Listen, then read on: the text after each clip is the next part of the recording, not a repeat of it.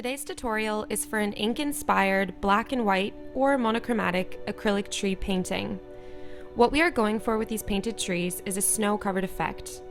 All that should be left visible to the eye are the parts of the trees not concealed by snow.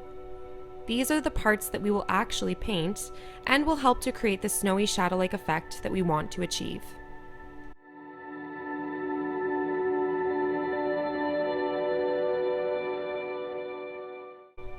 Since this is a black and white style painting, what you will need for this project is a canvas. I used a 30 by 40 inch canvas, so quite large, a pencil, which is useful if you prefer to sketch out your idea before putting pen or paint to canvas, a Sharpie. This is excellent for getting the precise fine lines that we want, black acrylic paint, and a smaller angled paintbrush. This style of tree is relatively easy to complete as long as you have the shapes of the shadows corresponding to each tree mapped out beforehand. My biggest recommendation for this is to practice drawing out your trees on paper, just to get an idea for how you want to place your shapes to get the look of various snow or wind patterns on the trees. You are also more than welcome to adapt this in any way you see fit. For example, you can decide to paint a single coniferous tree if you prefer. Personally, I chose to group the trees since I wanted my painting to hang on my wall as a landscape. A really good first step with this project is to just very lightly sketch out the patterns of your tree on canvas with your pencil. You can use your practice drawings for reference images, and this is what I have always done.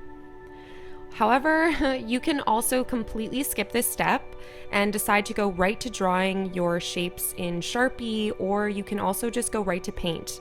If you do decide to sketch out the trees with pencil, just be very careful not to smudge anything with the side of your hands. For the effect we want, the canvas should remain a very stark white in the background.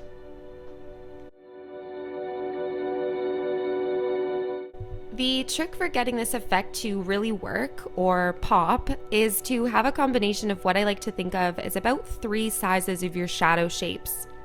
All you need to sketch out before you paint are the largest sized shadows.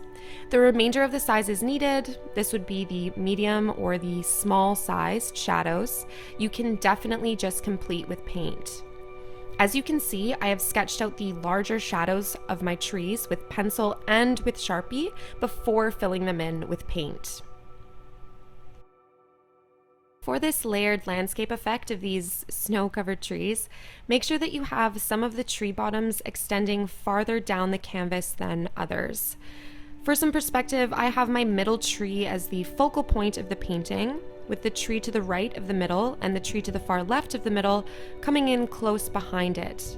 There are then 2 trees that I have made look farther away for a total of 5 trees. You can achieve the effect of these smaller trees by having their bottoms end farther up the canvas. As well, you can paint all of their shadow shapes just a little bit smaller than those of the closer trees. Once you have the desired look you want, you can get right to painting. I used a smaller sized angled paintbrush for this piece because I love the sharp effect that it gives to my lines, especially at the very tips of these coniferous shadows. You can also go back in with your Sharpie once your paint is dry to really get the fine line effect that you want.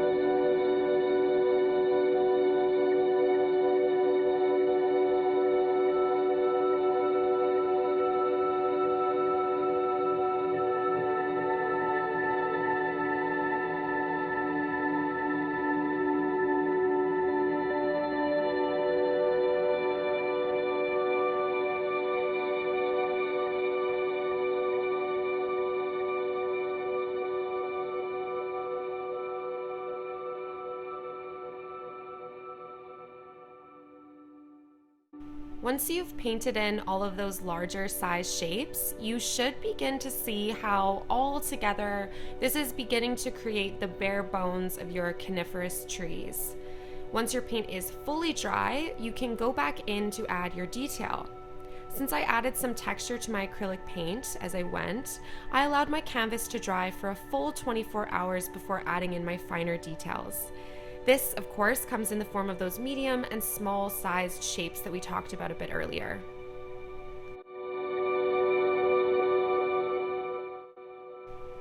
Add your finer detail once you have given your canvas time to dry. To add this detail, I brought in an array of different sized shapes between medium and small. Feel free to paint very fine detail here. This can be in the form of tiny shapes, which, much like those larger shapes, resemble the bumpy and sharp look of pine tree shadows. Especially at the outside and top tips of the trees, add little triangular-like details. And then, of course, you can always go back in with Sharpie to clean up your lines.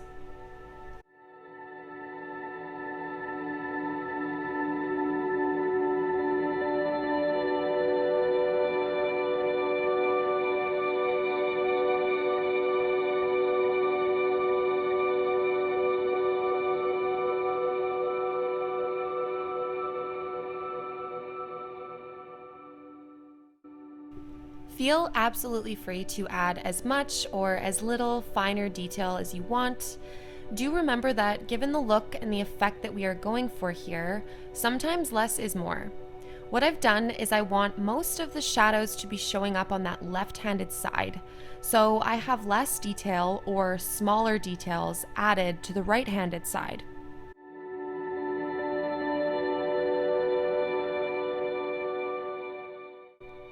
Once you are happy with the detail and the shapeliness of your painting, allow it to dry fully, and then enjoy your hard finished and beautiful work.